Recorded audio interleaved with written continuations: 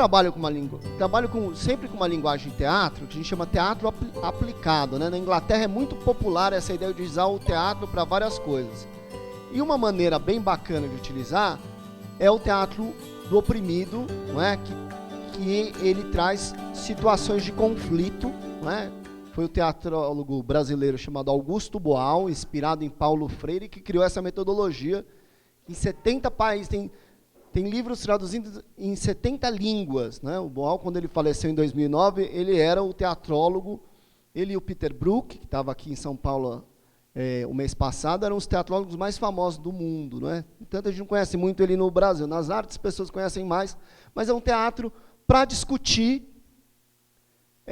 temas que nos oprimem, que deixam a gente...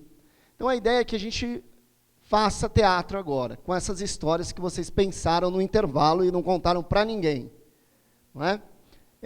A ideia, só que é um teatro, a gente vai fazer 3 exercícios para a gente se preparar o nosso corpo e entender a linguagem. Não é? 3 exercícios. E aí depois a gente vai ouvir histórias, escolher algumas histórias e criar imagens estáticas dessas histórias, para a gente poder pensar maneiras de intervenção. Combinado? As histórias que eu pedi, então, para vocês, são histórias que envolvem a ideia de limite e agressividade, que, de alguma maneira, né, acho que isso tem que ser importante, não é?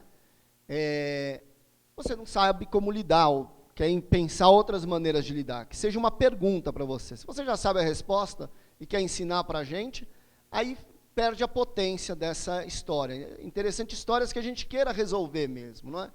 Então, essas histórias que vocês pensaram. Então, agora a gente vai fazer 3 aquecimentos, utilizar a sala para fazer 2 aquecimentos e um exercício para entender como funciona a imagem, o teatro-imagem. Depois a gente vai começar a contar essas histórias em duplas, né? Eu vou passando a cada passo, e aí depois as duplas vão escolher uma história que acha interessante levar para frente. Essa dupla vai levar uma das histórias, né? Então um conta para o outro, aí escolhe uma história. Depois vai contar essa história para uma outra pessoa, para uma outra dupla. Então vão ter 2 histórias para 4 pessoas. Aí essas 4 pessoas escolhem uma história e vão contar para outras 4 pessoas que eu achar aqui no grupo, formando um grupão de 8. Combinado?